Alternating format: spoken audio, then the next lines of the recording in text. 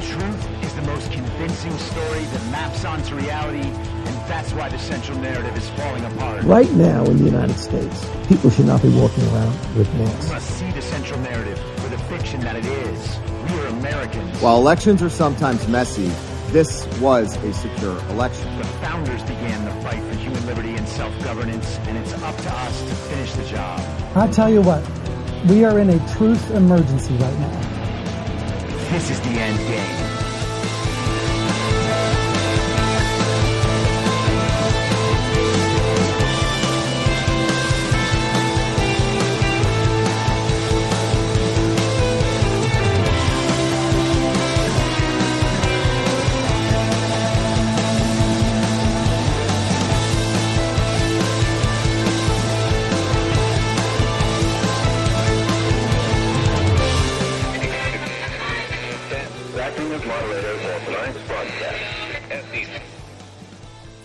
It's Tuesday, May 30th, 2023, the 860th day of dystopia. I'm your moderator, Chris Paul. Let's be reasonable. A warm welcome and hello to all of you listening to the podcast on the day of its release. The only way to do that is by becoming a paid subscriber at imyourmoderator.substack.com. You can do so for as little as $50 a year or $5 a month. And in doing so, you will be supporting me, the work I do, and this show as it expands. And if you can't, or you simply don't want to, continue listening to the podcast for free a couple of days later on a wide variety of podcast platforms and, of course, Rumble. All I ask is that you share it with your friends.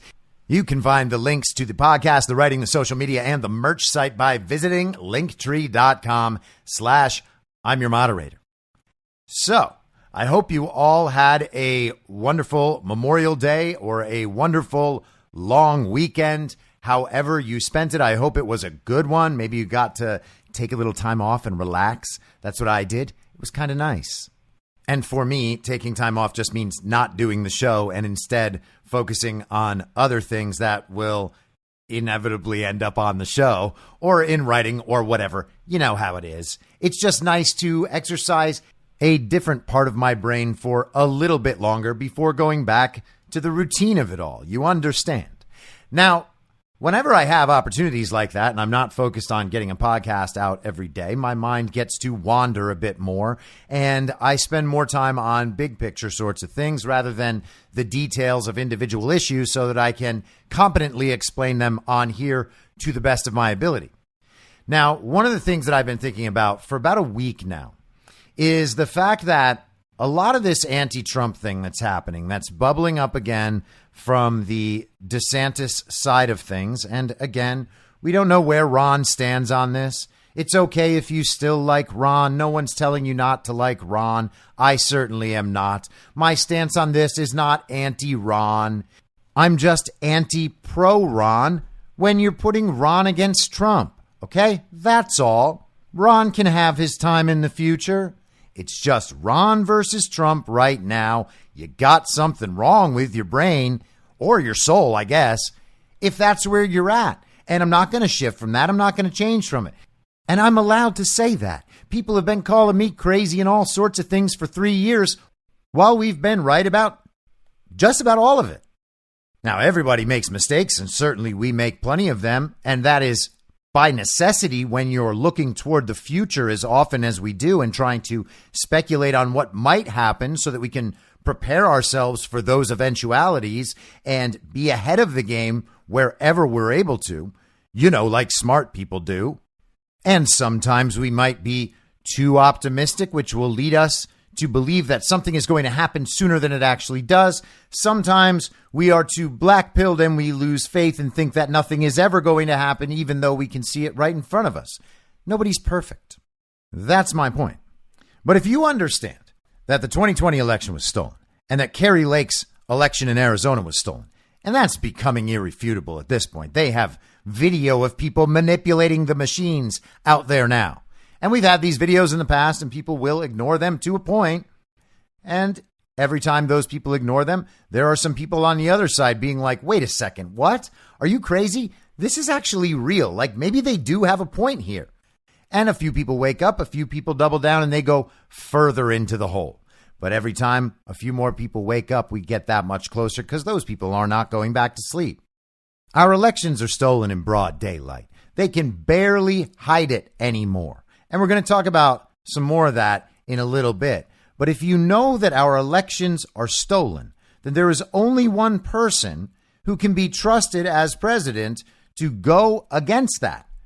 And it's the one who's being honest about the fact that our elections are stolen. If you're going to deny that, then you need to be able to say you believe Joe Biden got 81 million real lawful American votes, and you need to be able to substantiate it. You need to be able to prove it. And if you can't prove it, you can't say it. And if you can't say it, well, then that's a problem, because you know that election fraud is real and you want to replace the guy the election was stolen from. How much election fraud is acceptable? The TV says it wasn't enough to change the outcome, and that is enough for you. They're admitting that there is fraud in our elections because of the system. The system allows it. The system creates it. Oh, it's just human error, I know. How much is enough?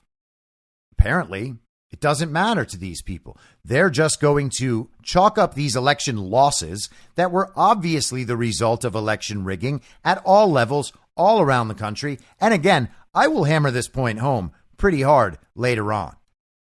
But to know that and then support someone other than the guy they're stealing the elections from means that you are on the side of the people stealing elections. And that is what Ron DeSantis and the people supporting him. And again, I'm not talking about average voters out there who are just giving Ron a listen or think that Ron seems like he's going to fix problems that you're prioritizing, right? I understand you're not bad people. You're making a mistake if you're there. That's all I think, right?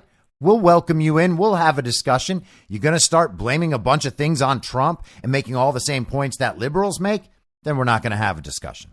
But otherwise, we're good. Okay, this is not about insulting Ron. It's not anti-Ron. It's anti-pro-Ron in comparison to Trump.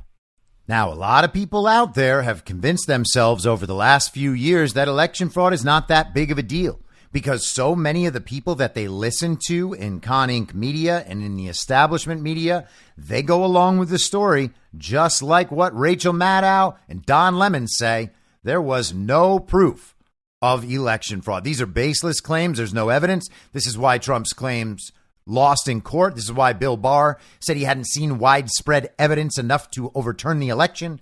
This is why CISA said it was the safest and most secure election in American history. All of it. They all use the same points. The people on the right use the same points as the people on the left. The people on the right say that Kari Lake lost, that Trump candidates across the country lost in 2022 because of Trump. Not because of election fraud. John Fetterman is in office not because of election fraud. It's because Donald Trump's candidate, Dr. Oz, was too much of a MAGA extremist for Pennsylvania, a state that has been pretty red for most of our lives, but is now one of the bluest of the blue. And they're the same state that changed all their election laws outside the bounds of the Constitution in 2020. And did courts decide that that's exactly what they did? Yep, courts decided that. But we're still going to count it as real because we got to make the anti-Trump case because we have to be pro-Ron. Now, I am anti the pro-Ron position there. Why? Because it's totally dishonest. It is interpreting a situation through the lens of how can this be blamed on Trump? And they went straight there. Oh, this is Trump's fault because Trump's candidates lost. Well, Trump's candidates won resoundingly in many places. And Mitch McConnell's candidates lost in some places. In fact, MAGA won primaries. So who decided that? Did Donald Trump decide that? Or did the voters decide that? I mean, if the elections are safe and secure, then Pennsylvania Republicans decided to put up Doug Mastriano, right, as the Pennsylvania governor candidate. Why didn't the Republican Party support that? Why are they blaming Trump for the decisions the voters made? Because Pennsylvania's elections are very safe and very secure. Do you understand what I'm saying? It's not possible to blame Donald Trump for election losses knowing that elections are rigged. So they pretend the elections are not rigged. And now they have told one of the most crucial lies in this country. That is a lie supporting treason. I don't know how else to say that. And there's no way that I'm going to be able to respect that position or take that position seriously. Now, you want to claim ignorance on it? Well, okay. Maybe you're trying to elude the moral implications of your position, but I'm not going to allow you to do that either. Ignorance of whether or not our country has been usurped is inexcusable, especially 2.5 years on down the line. Everybody had time to check. And it doesn't matter if you don't understand the full explanation of every little bit of election fraud. It doesn't matter if you feel competent or not to argue it in front of people who are getting in your face about it. None of that matters. What matters is that Joe Biden did not receive 81 million real lawful American votes. And after that, you have to wonder exactly how big our election fraud problem is, especially when you see what's going on in the country right now. Again, Donald Trump won in 2020. Donald Trump and MAGA candidates won in 2022. The Republican establishment chose on the night of the midterms to blame those losses on Donald Trump. And it doesn't matter how much proof we have that all those elections are rigged, you still blamed Trump. How does that analysis look once everyone understands that elections are stolen? And elections are stolen. There is obvious, overwhelming evidence. It is absolutely everywhere. All you have to do is check. It doesn't matter what the TV says. It doesn't matter what the Daily Wire says. It doesn't matter what your friends say. It definitely doesn't matter what the uniparty left communists say. It doesn't matter. Think I am crazy if you like. Put that thought to the test. How did I and all of the people who think like me end up being right at every step of this process throughout the last 3 years? We knew masks didn't work. We knew lockdowns didn't work. We knew COVID wasn't scary. We knew that keeping children out of school was going to destroy their education. We knew that masking them was going to destroy their ability to socialize. And that was just in the first 3 months. And everything else, well, hey, how's the war in Ukraine going? How's the very violent insurrection going? How's the mail-in balloting going? How's inflation going? How's immigration going? How are geopolitics going? Oh, I'm just kidding. People who are supporting Ron DeSantis don't know a damn thing about geopolitics and don't care because Ron doesn't talk about it. And hey, you got that COVID thing to relitigate. And speaking of that, just as an aside, they go on TV, the Voltron people, the paid, coordinated Ron DeSantis influencers on social media. Now, are they paid directly by the campaign? I don't know. I don't know how they're incentivized. But they're either paid or they're promised positions in a Ron administration or they are corrupted and compromised, and they might be all of those things together. But there's nothing grassroots about it. We know it's coordinated, and we can see the coordination from their messaging. They are out there. Josh Hammer, for instance, editor at Newsweek for like the last 2 years.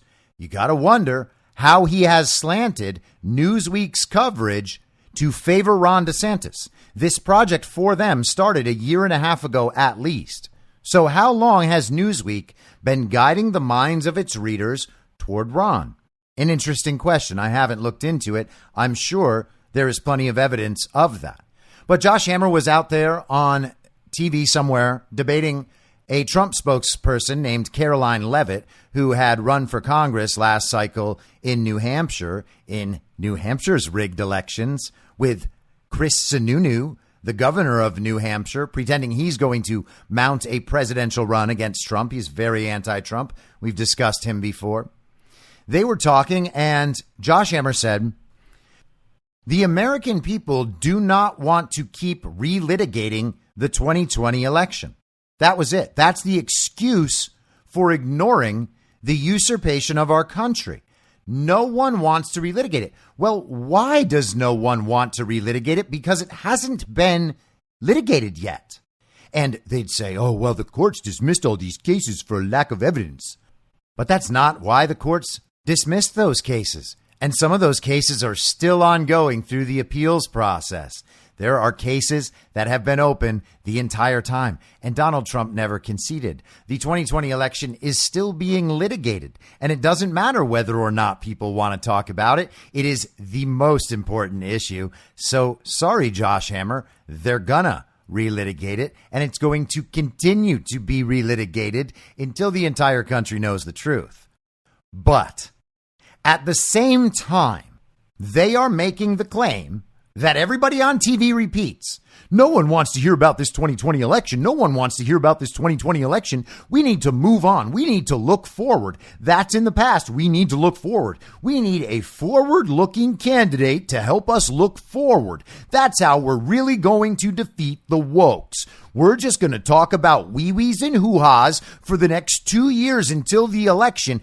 And we're going to show everybody that we know which people are the boys and we know which people are the girls. We can tell which people have wee-wees and which people have hoo-has. Let's go vote for Ron. Yeah, okay. We can talk about wokeness the whole time. Oh, it'll be great. Oh, it'll be so exciting. We don't want to relitigate the 2020 election. But since Trump is the least woke president of all time, and since MAGA is so much less woke than Ron's supporters, shouldn't you leave that to us?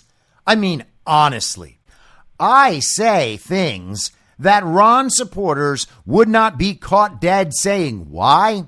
Because they want to impress mainstream uniparty right Republicans and uniparty left Democrats who are in elite positions. Why? Because they're still in the party of false decorum. And hey, guys, it's okay. Everyone's still in there a little bit. All of us, all the time, including me. We dip our toes into the false reality.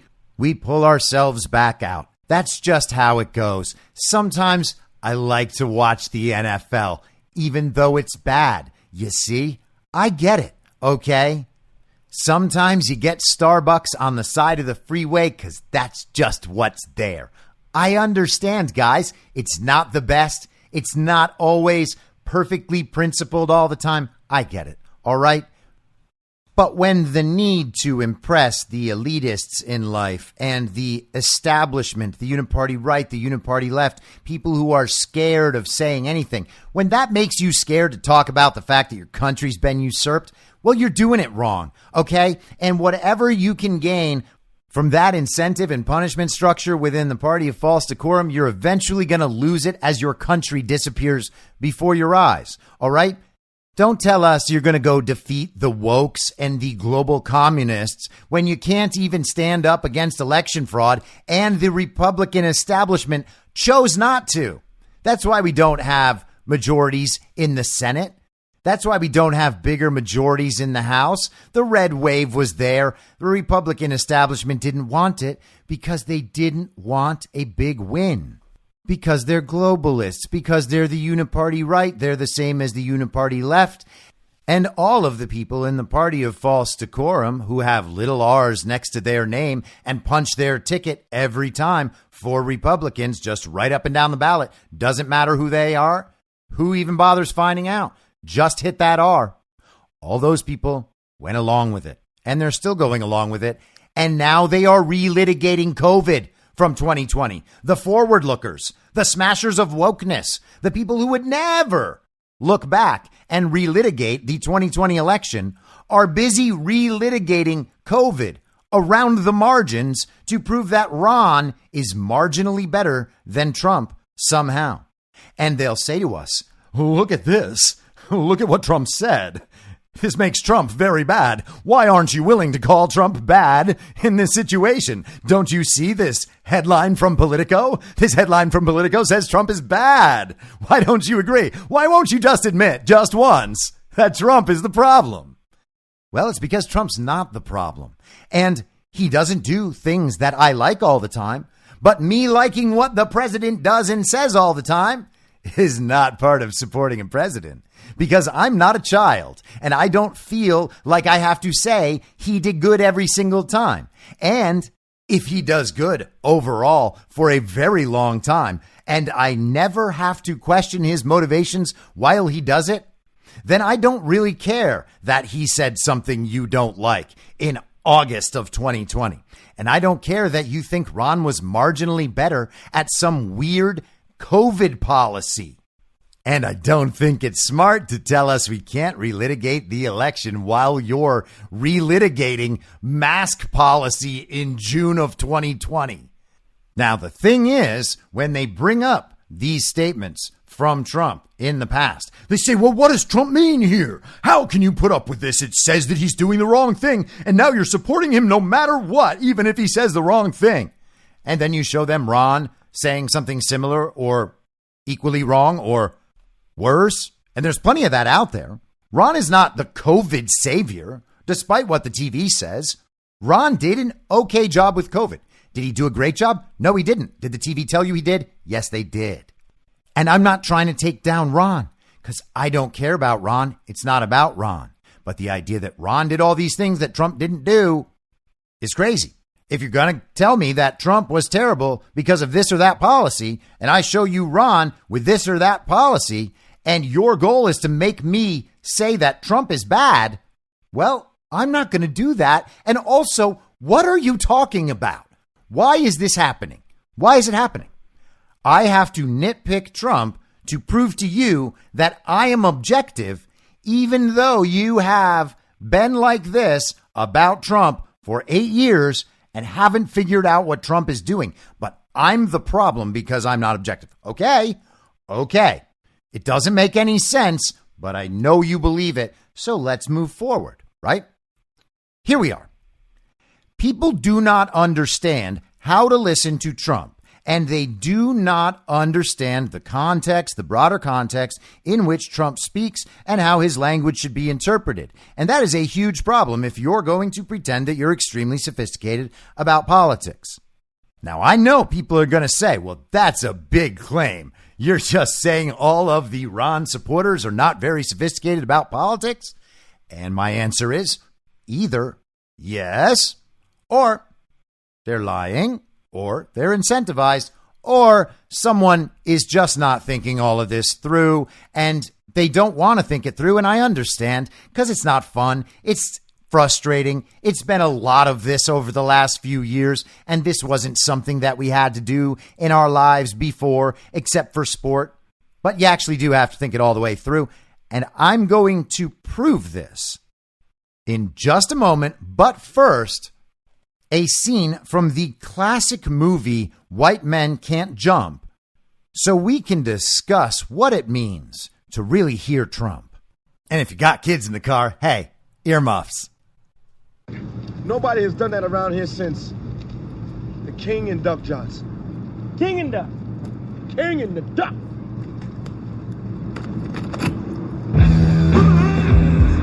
Hey, what is this? Jimi Hendrix. No, I know who it is, but why are you playing Jimmy? Well, because I like to listen to it. Oh, you like to listen. That's what the fucking problem is. Y'all listen. Well, what am I supposed to do? Eat it? No. You're supposed to hear it. Hey, I just said I like to listen to it, man. No. There's a difference between hearing and listening. See, white people, y'all can't hear Jimmy. You listen. What the fuck are you talking about? His drummer was white.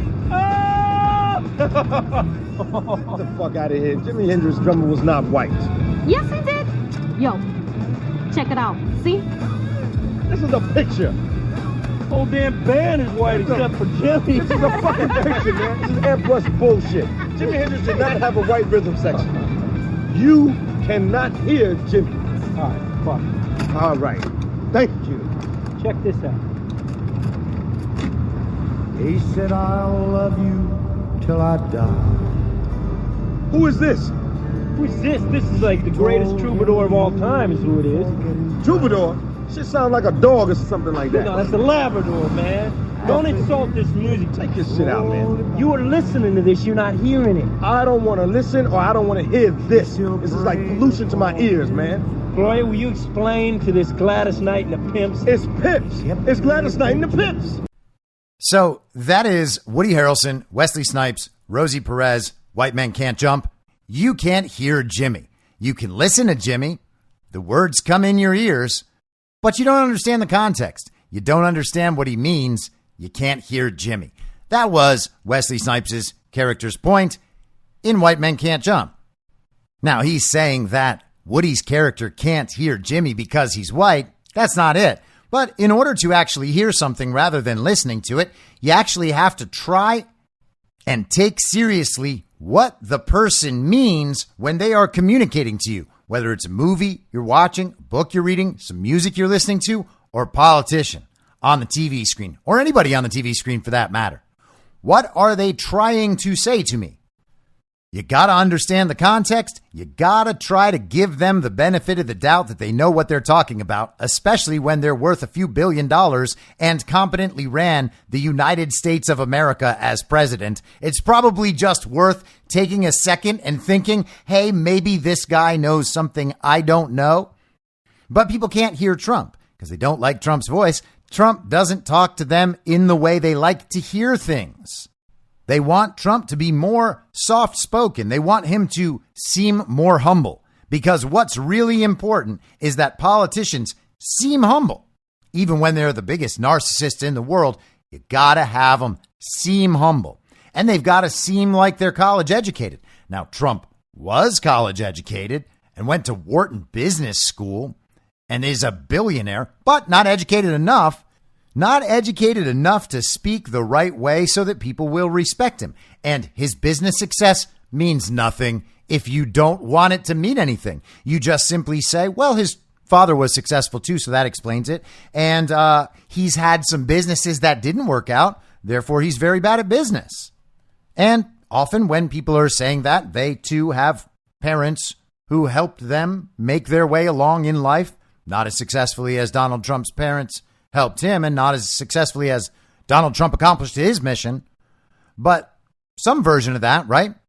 Donald Trump went to college, they went to college, but Donald Trump just doesn't sound the right way. Therefore, you can listen to him for as much as you can take. Oh, I know. A clip on the evening news, a few minutes of a Trump announcement that you'll then make fun of because he didn't say all the right things. You can listen to Trump.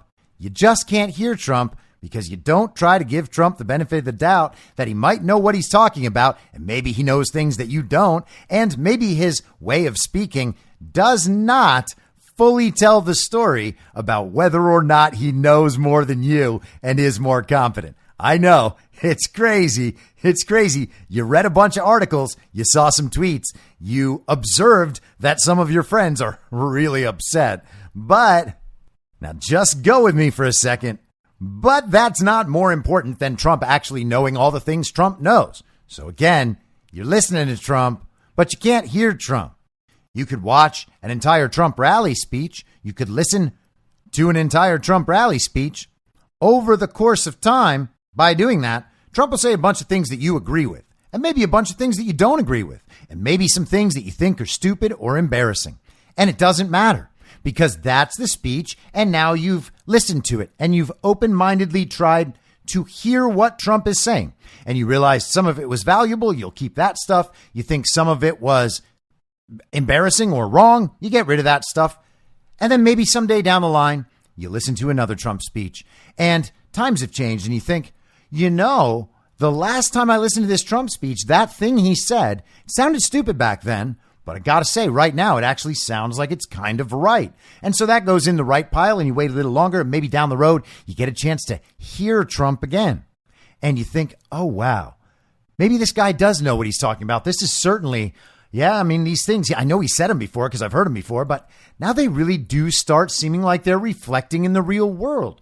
My, Trump wasn't just being stupid and trying to confuse us and trying to convince all his cult followers that he was right and they were right and we're all wrong.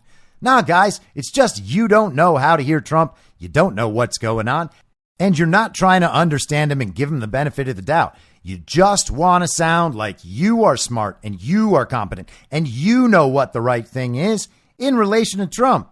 You're not trying to hear Trump. And in comparison to Trump, who sounds serious? Well, politicians like Ted Cruz sound serious, right? Nobody doubts that Ted Cruz is well educated.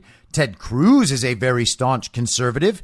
Ted Cruz kind of crosses that line between America First and MAGA and Trump support and the more traditional establishment Republican.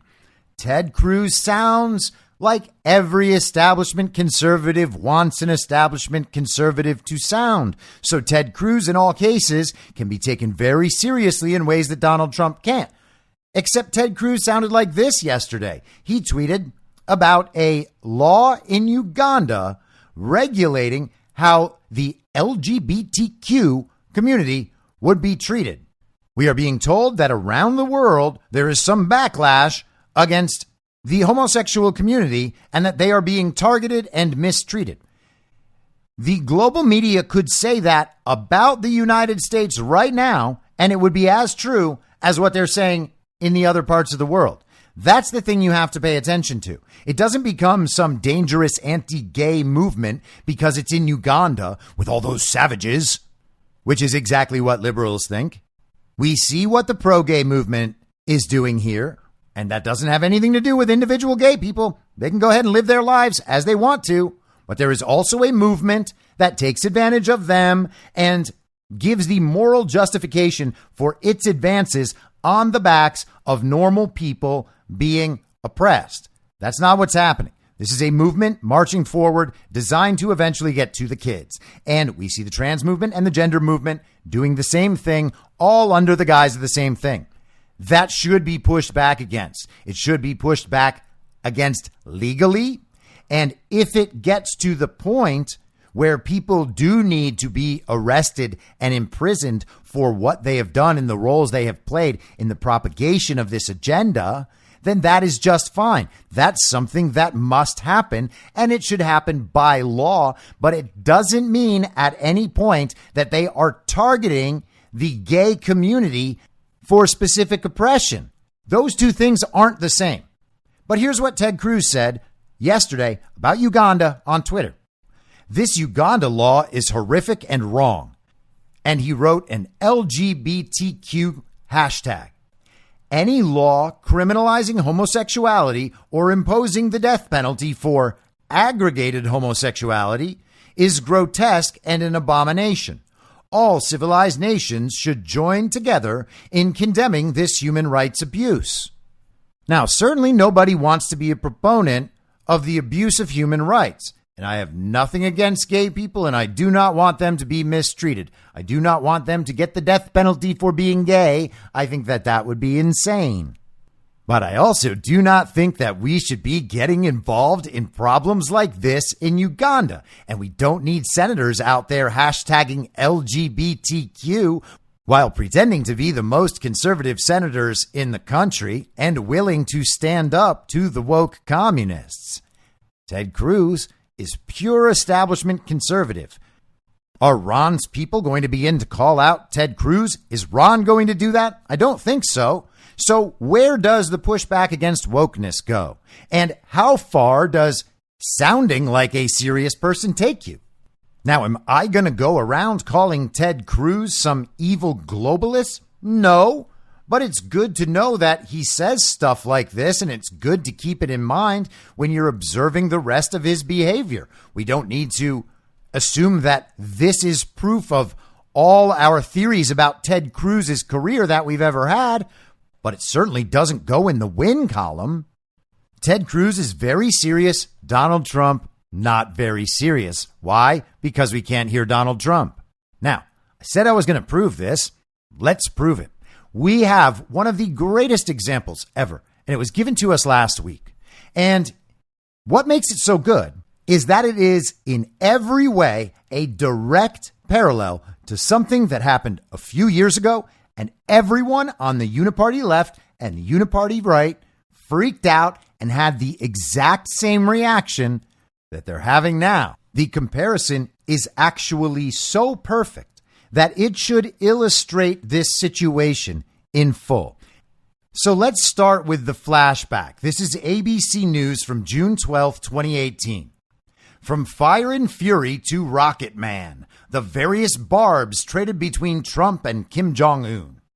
President Donald Trump's historic meeting with North Korean leader Kim Jong-un is the latest step in what previously had been a tense and combustible public relationship between the two men.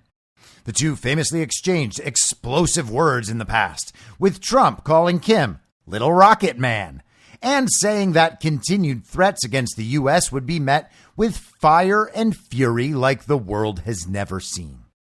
North Korea, meanwhile, once promised thousands-fold revenge against the U.S. The degree to which Trump and Kim continue to tamper their rhetoric remains to be seen. Here's a detailed timeline showing how the war of words escalated throughout the course of Trump's transition and administration. So, let's think about how people reacted when Trump called Kim Jong-un Little Rocket Man. What was Trump called? Totally unserious, right? He's one of the most dangerous men in the world. This is a nuclear-powered adversary that could really bomb California. And we all said, oh, that's very scary. How is Trump being so irresponsible, calling Kim Jong-un Little Rocket Man? How is he so irresponsible? And they asked him about it, and they asked him about it. What happens? Well, if Kim Jong-un keeps threatening the United States, he will be met with fire and fury like the world has never seen. Is that serious enough or not? See, Donald Trump is the president of the United States of America at that point, and hey, maybe at this point as well. But people just pretended that wasn't true. And they pretended they were smarter. They had more control. Oh, they're going to yell about it on the internet. More control. They knew what was right and Trump didn't. Because they, with their vast history of geopolitical knowledge, their wealth of understanding about the situation in North Korea. Oh, let me do some North Korea analysis. North Korea, very bad. Kim Jong-un, very bad. Kim Jong-il, very bad before him. Donald Trump, very bad. Donald Trump say very bad thing about very bad Kim, very bad.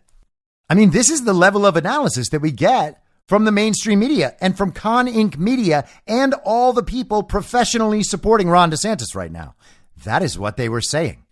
And the funniest thing is they said, what does Trump even mean with this little rocket man? What does he mean when he's saying this? This is so bad. Well, hey, if you don't know what he means, is there a chance that it might not be the thing you're assuming he means? Guy, I mean, I know you're the smart one. But is there a chance that the thing you admit you don't understand might not be the way you're portraying it, since you also don't understand Trump and you think Trump's stupid and you can't hear Trump? Is there a chance that he might know what he means and Kim Jong-un might know what Trump means, and all of the other people who actually know things and aren't on television and aren't watching the news on television to figure out geopolitics, that they might know what he means too? Is there any chance of that? No, it's because you're really smart and you're listening. Got it. Okay, well, let's just move on from that and think about what actually happened. And as I said, that ABC News article has a timeline. There are like 100 entries in there. We don't need to go through it. We know what the end result was. There was no war with North Korea. Donald Trump went over there. He met with Kim Jong-un, and they had a meeting with South Korean President Moon Jae-in in the demilitarized zone. They crossed in. That is Donald Trump, peacemaker in front of the world, handling high-level geopolitics in a way no leader before him was able to do, and reducing the threat of North Korea to zero. Is the threat from North Korea still at zero? No, it's not. Why is that? Because Donald Trump's not president right now. Donald Trump sent a message. Donald Trump knew what his message meant. Kim Jong-un knew what Donald Trump's message meant, and everybody else who was in a position to know what the real story was between the two of them knew what that message meant, and that includes all the deep state globalists. So the only three parties that mattered in that communication all understood Donald Trump, but the public and the people analyzing politics for the public didn't understand it. They don't have a part of their narrative that explains what Trump is saying or doing. They know Trump's bad. They got to figure out how Trump's bad. What's the easiest way to say Trump's bad? Trump's stupid, Trump's dangerous. You got both of them in that story. Trump's stupid, Trump's dangerous. He just called a nuclear-armed lunatic dictator, because that's what we're told about Kim Jong-un. He just called him Little Rocket Man. And now we're going to have nuclear war. Kim is going to nuke California. Everyone's going to die, and it's going to be Donald Trump's fault because he doesn't know how to say things. Or you just don't know how to hear him. So Donald Trump created a peaceful situation over there. Isn't that strange? Now, has North Korea been a CIA proxy state and a Chinese Communist Party proxy state for a very long time? Hell, yeah, it has. And is it possible that the CIA and the global regime and the CCP actually had the ability to exert plenty of control over Kim Jong-un and what happened in North Korea? And if that's the case, then what does it mean when they tell us there is a nuclear threat from North Korea, a country that they control? Well, they can pretty much make us do whatever they want in that scenario, right? Because if we don't go along with them, well, California is going to get nuked. So who didn't go along with them? Well, that's Donald Trump. And what did Donald Trump say? Well, he tweeted on January 2nd, 2018, North Korean leader Kim Jong-un just stated that the, quote, nuclear button is on his desk at all times, end quote. Will someone from his depleted and food-starved regime please inform him that I, too, have a nuclear button, but it is a much bigger and more powerful one than his, and my button works. And of course, everyone went bananas. How can Trump say that? Is he threatening nuclear war from Twitter? He's so irresponsible. Well, Donald Trump wanted everybody to know that that's what he was saying. And what did he mean? Well, let's just take it at face value. Kim Jong-un has his nuclear button. He's going to use it. He's going to threaten the United States. And the United States should therefore be very scared. There could be nuclear war coming from Kim Jong-un, except it looks a little different if Kim Jong-un is a global state proxy under the control of the global regime, the CIA, the CCP, etc., whoever it might be in a given situation that has compromise or leverage over him and can control him. That's where the threat is coming from. So Donald Trump responds. He says, I have a button too, but my button is bigger and my button actually works. What is he saying? Your threat to me is meaningless because if you attempt to do what you are saying, I am going to do the thing back to you so much harder than you could ever possibly do it. And while you are bluffing, I am not bluffing. I have the ability to do this thing. It is not a bluff. You court this kind of danger. You will get this kind of danger times 10 from me. So don't even think about it. And rather than that being understood by the American public, what were they told by the television? Donald Trump is very stupid. Donald Trump is unserious. Donald Trump is very dangerous. He's going to get us all nuked. Well, we're not nuked. He created the meeting at the demilitarized zone. How did that happen? And what do his words mean if the CIA, the global regime, the CCP, whoever among the globalists are indeed controlling Kim Jong-un as a proxy state of the global regime and this permanent threat center to the world for whoever disagrees with the global regime? And where else do they have places like that? Well, it turns out they have one in Iran, don't they? All sorts of little hot spots around the world. And Donald Trump stared them right in the eye and said on Twitter in front of the whole world, I know what you are thinking of doing. I know what your threat is. I know what your big weapon is that you plan to use against me. Go ahead and try it. If you even think about it, I will respond with unrelenting force and you will be destroyed. Think about the attacks that they have launched on Donald Trump in a variety of ways. He is always able to withstand the attacks and he always responds 10 times harder. He is literally known for this, and to paint that quality as bad, they talk about how he's vengeful and ill-tempered, and he holds grudges, and he just can't let things go. Now, none of those characteristics are bad when you're in a situation where someone is trying to destroy you. In fact, those are the best characteristics to have in that situation. They're only bad when it's Donald Trump, you see, because he's the president. He has to be more serious. People are just such whiny babies. They just make up whatever they want at any time because Donald Trump is bad. And then if you defend him, you're the cultist. Doesn't it make sense? Well, they tried that again last week because we had a perfectly parallel situation to the situation with North Korea. And we basically had almost the same tweet, except it was on Truth Social and it was directed at Ron DeSantis. This is the New York Post from last Wednesday, May 24th.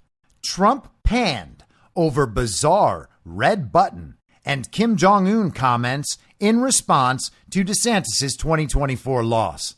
You get that? He was panned. What is he saying? What is he thinking? Former President Donald Trump was ripped by some on social media and questioned by others after a bizarre Truth Social post in which he appeared to criticize Ron DeSantis shortly after the Republican Florida governor launched his bid for president. What was Donald Trump's post? Rob calls Ron DeSantis Rob often. So he says, Rob, my red button is bigger, better, stronger, and is working, in parentheses, truth, exclamation point. Yours does not. Per my conversation with Kim Jong-un of North Korea, soon to become my friend, exclamation point. Read Trump's baffling post on Wednesday. The post was later shared by the Trump campaign in an email to supporters. The odd missive came after DeSantis formally announced his entry into the 2024 presidential race during a Twitter Spaces event with the platform's owner, Elon Musk. So let's get some of the reaction, some of the freak out. Donald Trump's odd ribbing was dismissed and criticized by many on social media. What is he saying? What could he mean? Why is he talking about Ron that way? Almost 500,000 people tuned in to listen to Governor DeSantis for over an hour. Trump, meanwhile, was bragging about how he wants to soon be friends with Kim Jong-un. I'd say today was a major win for DeSantis. Zach Montanaro of Never Back Down, a pro-DeSantis super PAC, observed on Twitter. Rad. Cool thing, Zach. You nailed him. Oh, way to go, Zach. Yeah, Trump wants to be friends with Kim Jong-un. And hey, Zach, almost 500,000 people may have tuned in at some point. They did not listen to it for an hour. I was there watching and listening for an hour. It never got above about 300,000. People came in, they left. They came in, they left. Hey, that's how it goes. But there damn sure weren't 500,000 people listening for over an hour. That is absolutely false. But let's get some more reaction. This from A.G. Hamilton, who used to be A.G. Conservative on Twitter. Got to let everybody know you're conservative. DeSantis has been talking about detailed and substantive policy issues for the last hour, conservative writer A.G. Hamilton noted. This is what you get from Trump. If people wanted idiocracy and entertainment, Trump might be the better option. If you want substance on the right, DeSantis is it. I mean, so gay. Sorry, that's so gay. Like, oh, I love this man who's bigger than me. I wish I could be like him. In fact, every man should want to be like this man. I look up to this man. I hope that his sweat drips off onto me. These people are preposterous and they tell us we're in a cult. Hey, our cult leader said, these vaccines, I think they're okay. I'm not going to tell you to get them, but if you want to get them, yeah, go ahead. And we didn't. So we're in the cult. These people actually went and poisoned themselves for social credit, and they say things like this. If you want substance on the right, DeSantis is it. I wonder how his coverage of the CNN town hall went with Donald Trump. Was Donald Trump substantive there and effective there? Oh, no, it's just part of the show because it's Trump. It's just a show. These people are pathetic, honestly. Someone needs to check Trump's meds. Is he taking the same old people pills Biden is taking? Does Trump think GOP voters want him to be buddies with Kim Jong-un? What a hot mess he's become. Paula Bolyard, managing editor of PJ Media, said in a tweet. Oh, Paula, what a reaction. You nailed him. Old people pills. Gosh, that's funny. What humor these people have. These normies always clowning around. NBC News deputy tech editor Ben Goggin suggested that Trump's post implies he's colluding with the North Korean dictator. Trump casually sharing information about Ron DeSantis' red button provided/planted by Kim Jong-un during an election run-up. Cool. Who cares about all that interference stuff from 2016? You see that? So Trump tweets this about Ron DeSantis and Kim Jong-un, and that means that Russian collusion in 2016 was real, and Trump is doing it again, but now with Kim Jong-un. That is an NBC News deputy tech editor. That's what he got from Trump's post. Now, does he really believe that? Who knows? Maybe he is dumb enough to think that that's what Trump is saying, and he's unlocked the secret code of Trump. And Trump just made a big mistake saying this thing, because now he's outed himself as colluding with Kim Jong-un, according to NBC News. That is so stupid, okay? And the post from Paula Bolyard of PJ Media, got to keep an eye on them in the future. Again, extremely stupid. She has no idea what he's saying. NBC News has no idea what he's saying. A.G. Hamilton has no idea what Trump is saying. It's just idiocy and entertainment while DeSantis is talking about very important details of policy issues. He sounds exactly like Rachel Maddow, by the way. Isn't that always the argument from the left? They're the ones talking about detailed policy issues and blah, blah, blah. They're ignoring all our studies. They're so ignorant. Same point.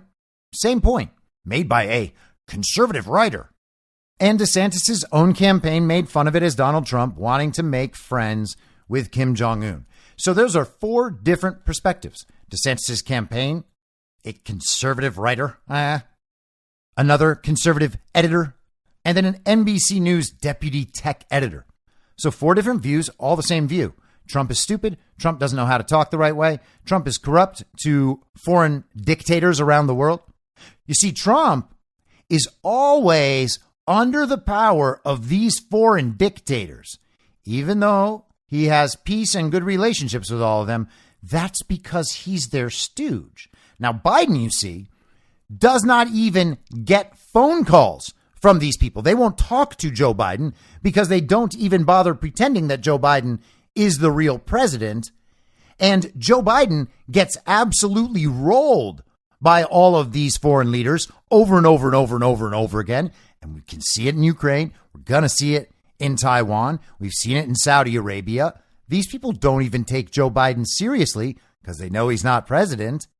And yet, because Joe Biden will agree that they are very, very, very bad dictators, then Joe Biden isn't the stooge of these powerful foreign leaders, even though he's compromised provably by all of them. And within a total inversion in the false reality, all of that makes sense to these people. Donald Trump is the one colluding. Donald Trump is the dumb one, the weak one, the bad one, the one who has no idea what's going on and doesn't know how to communicate. It's just idiocy and entertainment. There's no point in thinking about what he's actually saying in that post, is there? Let's just make fun of him and call him stupid. If we make fun of him and call him stupid, then no one will pay attention to this post. They'll just all agree that this post is very stupid and couldn't mean anything. Except the thing is, it does mean something, or he wouldn't have posted it. And Donald Trump knows what it means. The people controlling Ron DeSantis know what it means. And all the people in the global regime who are aware of what leverage Donald Trump has on Ron DeSantis, they know what it means too. Because the point here is Donald Trump understands that Ron or Rob has something that he is going to go after Donald Trump with. That is the implication here. Now, if we want to take the nuclear weapon idea out of the literal realm and move it into a figurative realm, right? Because we talk about people getting nuked in all sorts of different ways. Like people will have their social media account banned and they'll say, Twitter nuked my account. Or someone will come up with a really witty comeback and people will say, oh, they got nuked in the comments. Happens all the time, right? So let's think about what a nuclear weapon might be in a figurative realm when we are talking about high-level geopolitics or even domestic politics. What could it mean that they are kind of exchanging threats about nuking, right? So we're talking about a world where there is very high profile blackmail on virtually everybody. And we're talking about a world where they have all of your information all the time from every single device about everything you do and say and think and write and the people you associate with and the things you buy and the places you go, blah, blah, blah. You can go on and on and on. They have all the information. They know all your stuff. Okay. If you are powerful enough within that system, you can get everybody's stuff. Any person you want, you can have all their stuff, right? So someone has all of Ron DeSantis' stuff and people have all of Donald Trump's stuff, except Donald Trump doesn't have any stuff. That's what we've seen over the last 8 years as they've tried to take him down over and over and over and over and over again, using all the tactics they have always used to take people down when they have stuff on those people. They've tried that against Trump incessantly forever, and it has failed. They might have another trick up their sleeve, or so they believe. Maybe it's a tactic, something they do in the real world, forcing Trump to respond in some bad way. Maybe they have some other scandal that they think they've just been saving up for Donald Trump and they will finally use. And maybe they're planning on using that with Rob as their messenger to the public. The threat is that Ron is going to be the guy that launches this attack against Trump, and this is a major escalation against Trump. This would damage Trump in the eyes of his supporters or something, so they think. Donald Trump is responding to a threat in this post, exactly as he was with Kim Jong-un. And again, you can think about those nukes literally or figuratively.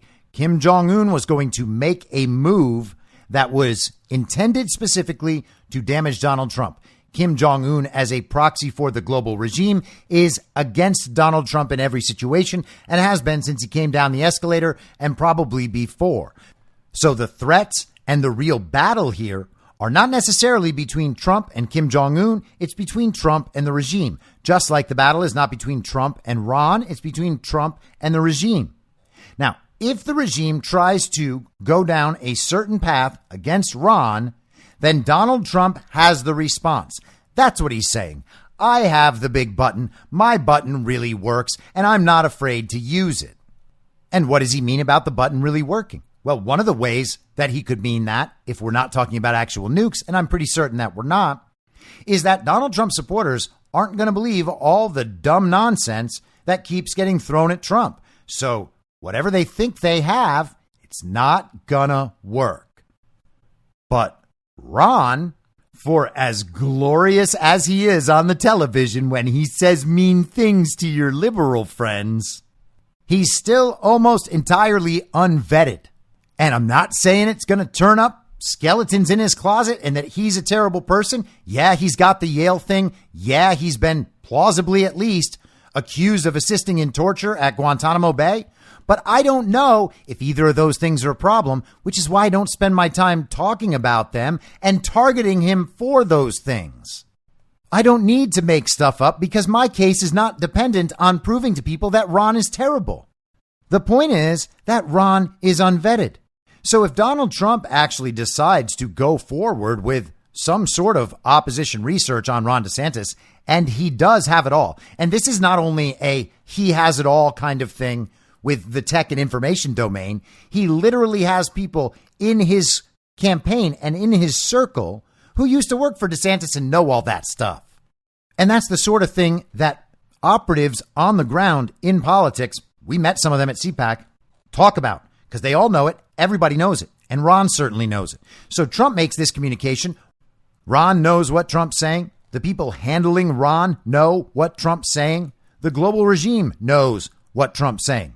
The only people who don't know what Trump's saying are the Con Inc. media and all of the people tuned in constantly to the Con Inc. media. Trump haters don't know what Trump's saying.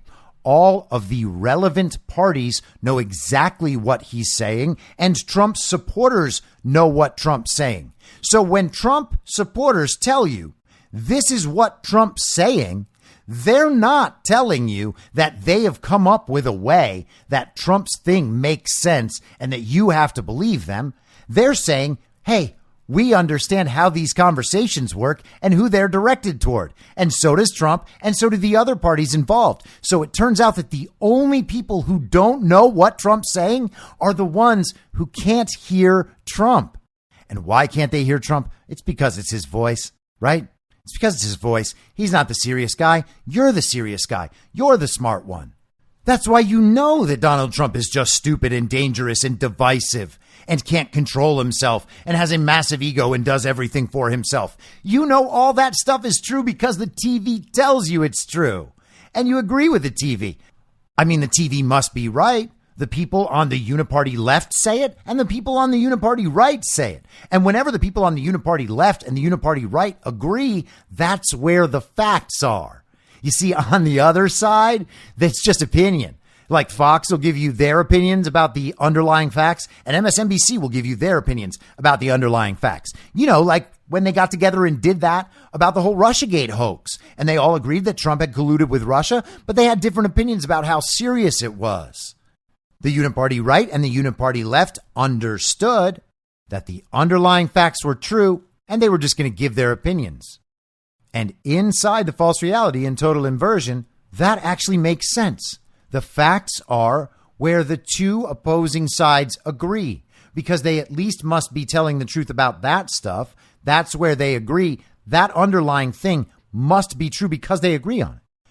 No, the underlying thing is the most false part of it. That's why they're telling you and why they're agreeing.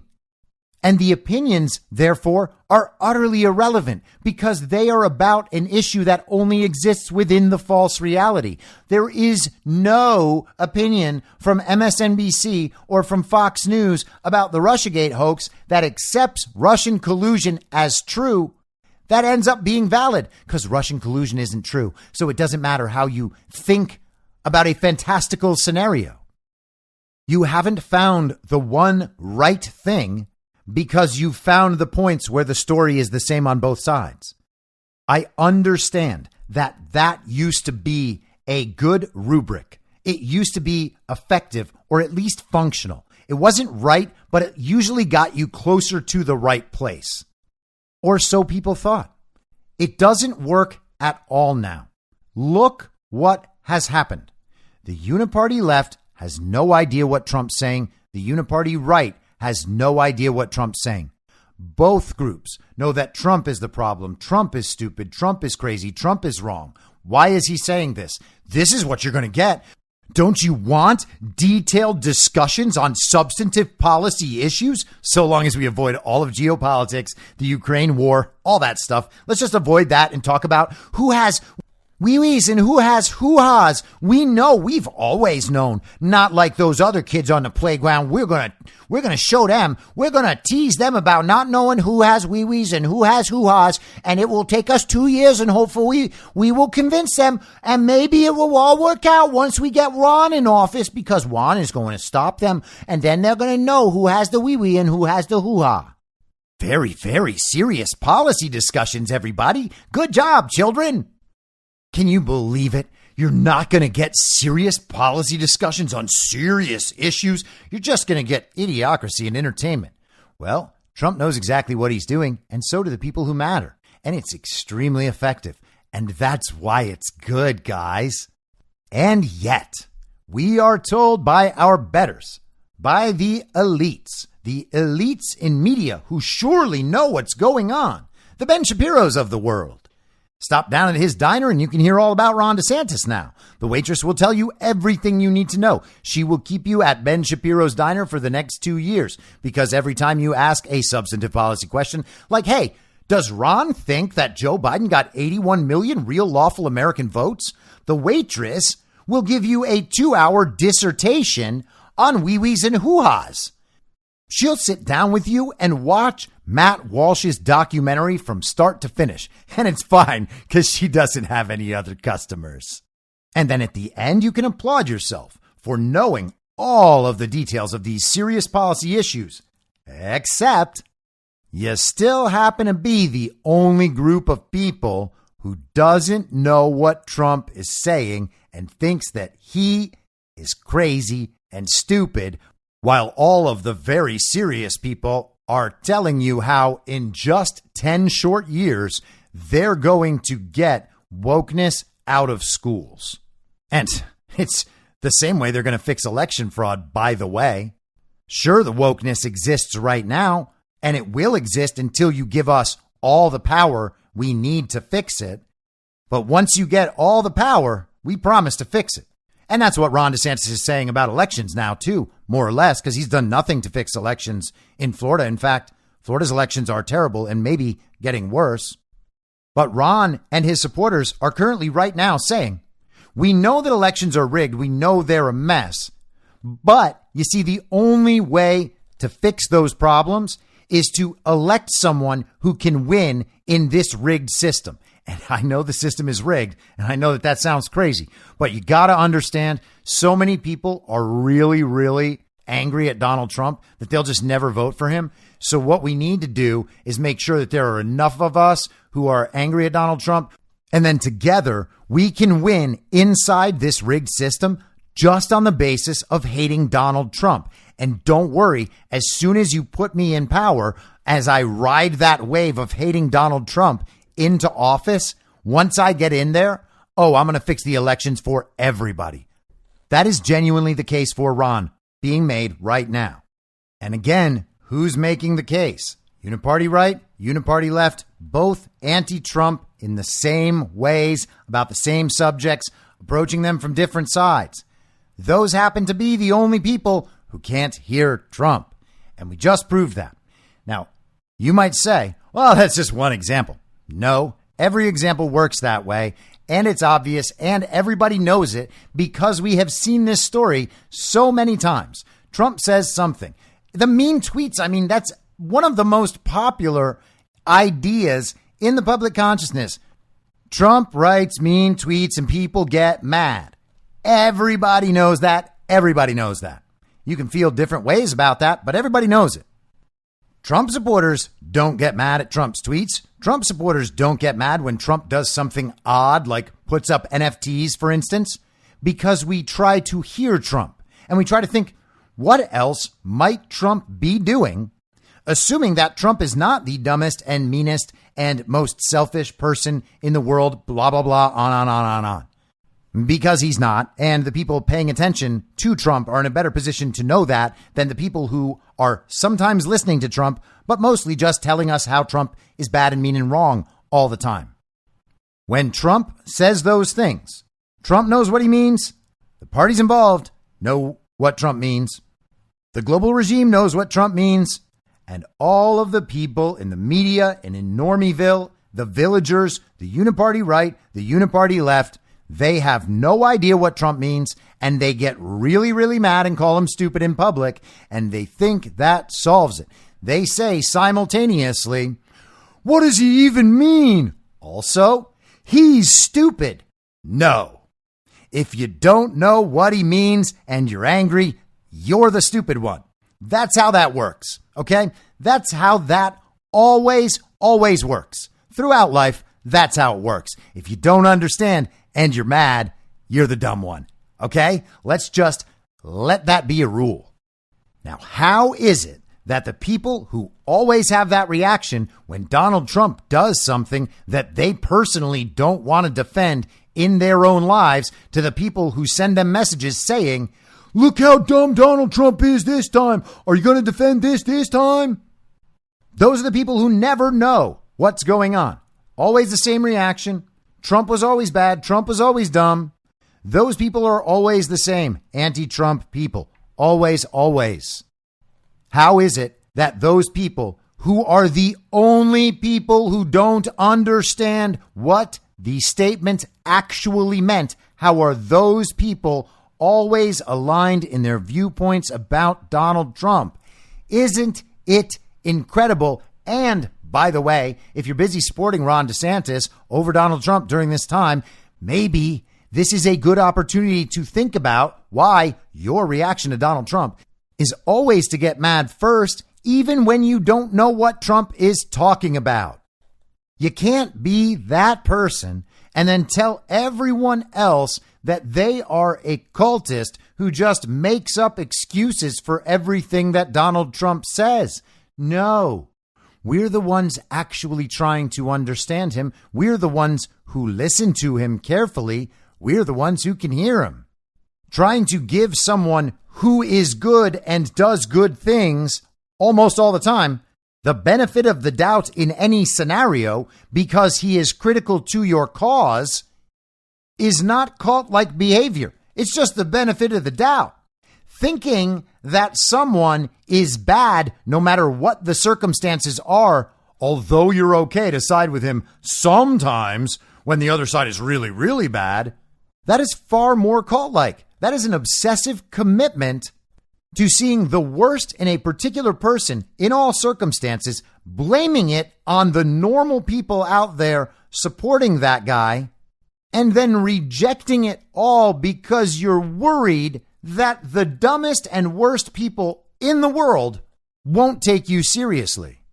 Why are people who know what is wrong in this country so concerned about impressing people who wore masks in their car and got multiple rounds of vaccines and believed the whole very violent insurrection narrative and think that Joe Biden got 81 million real lawful American votes? Why do those people need to be impressed and catered to?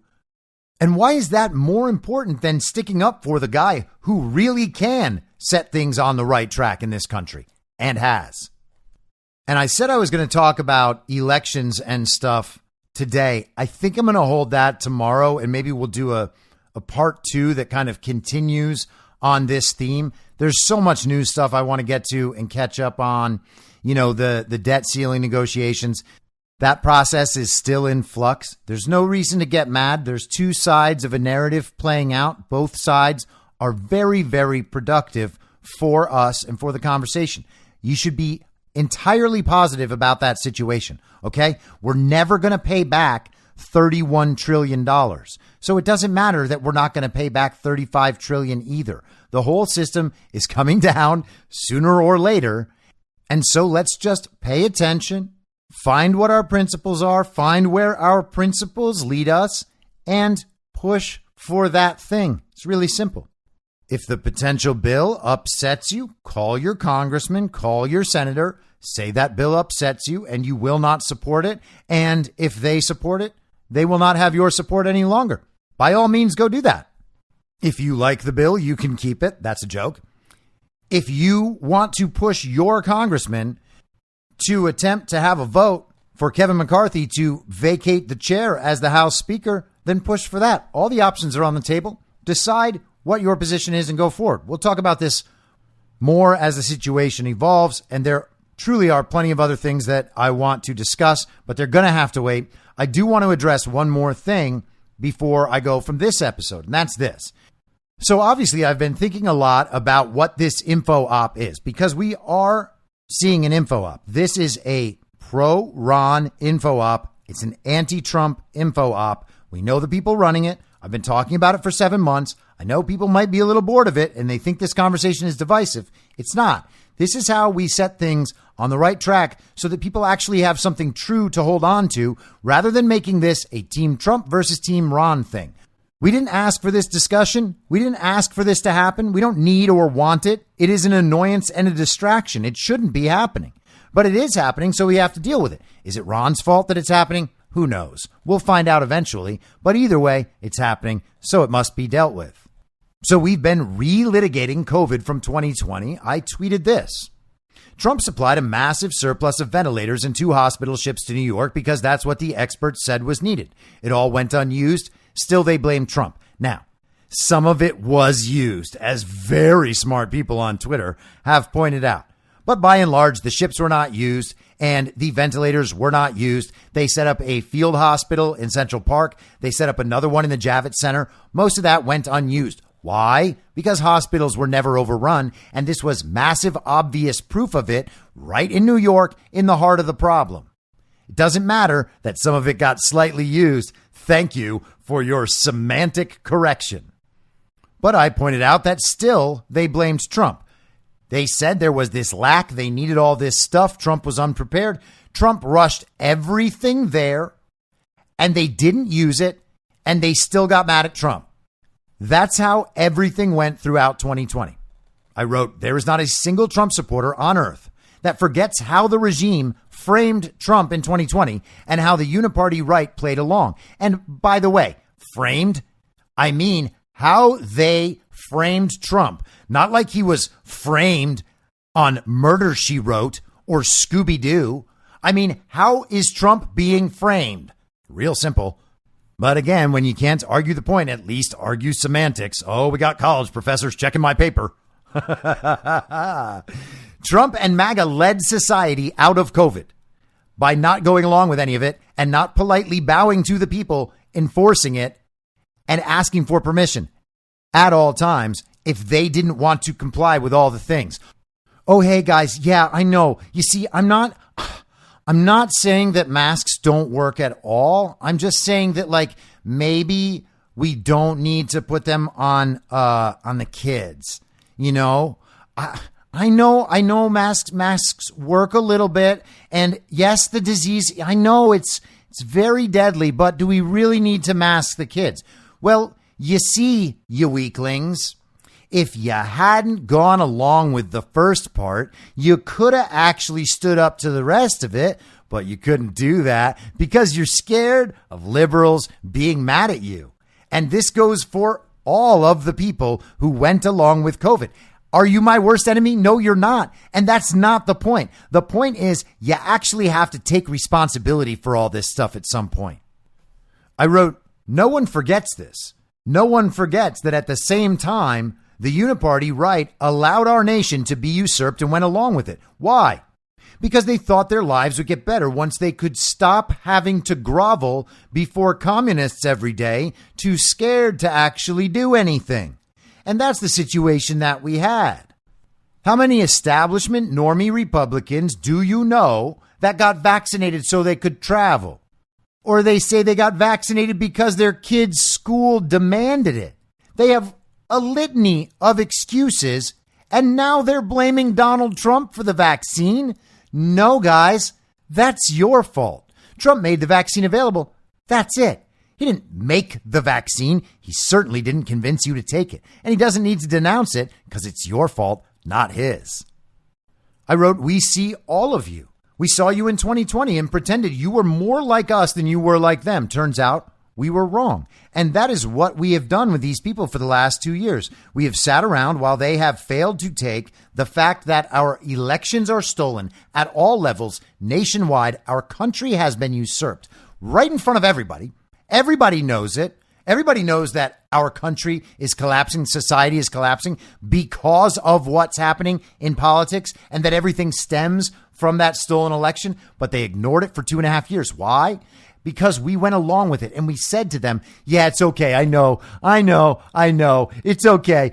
I know it's the big lie. Yeah, yeah, you don't have to say it to other people. You don't have to. It's okay. Yeah, just focus on the wee and hoo-ha thing and we'll just let it go. I know you're on our side. You're on our side about everything else, just not the usurpation of the country. And now we're just going to hammer that usurpation in.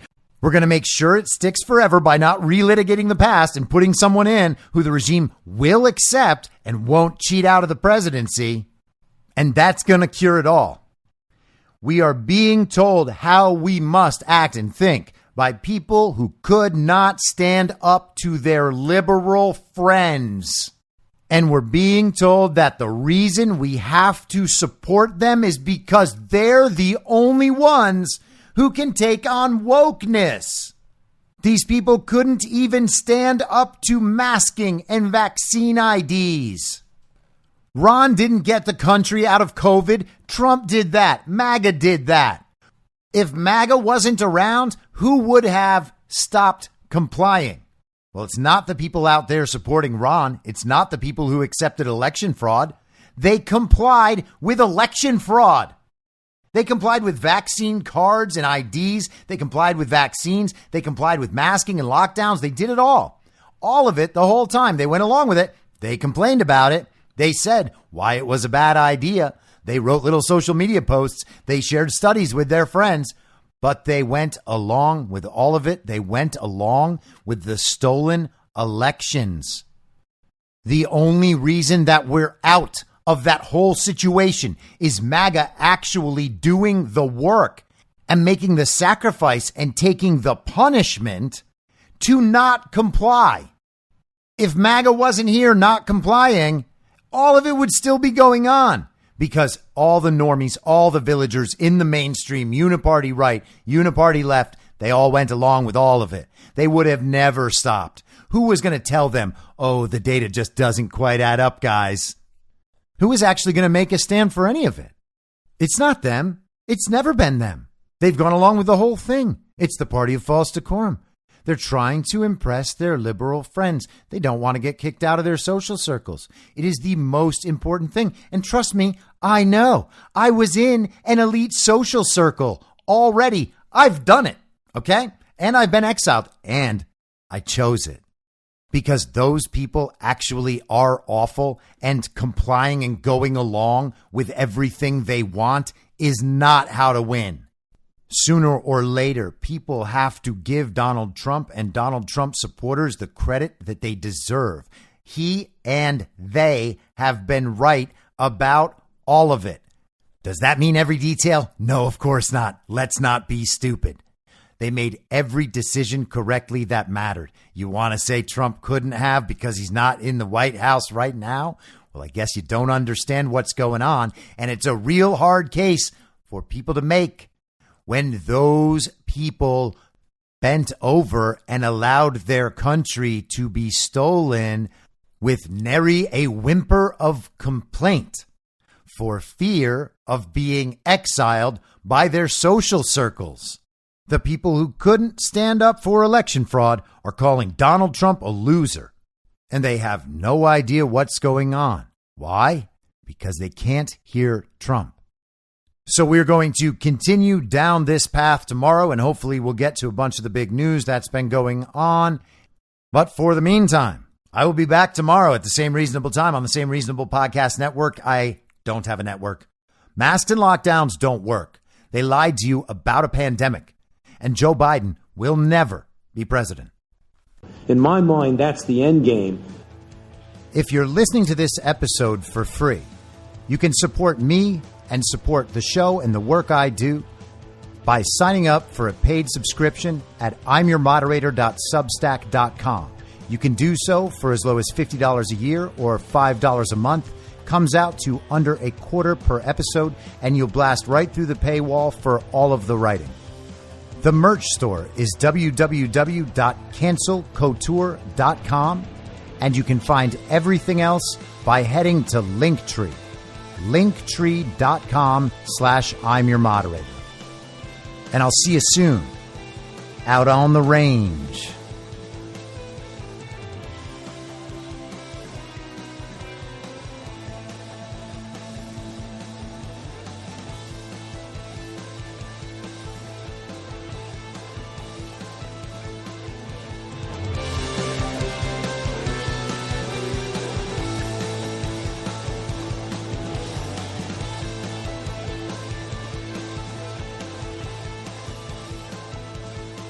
It's happening!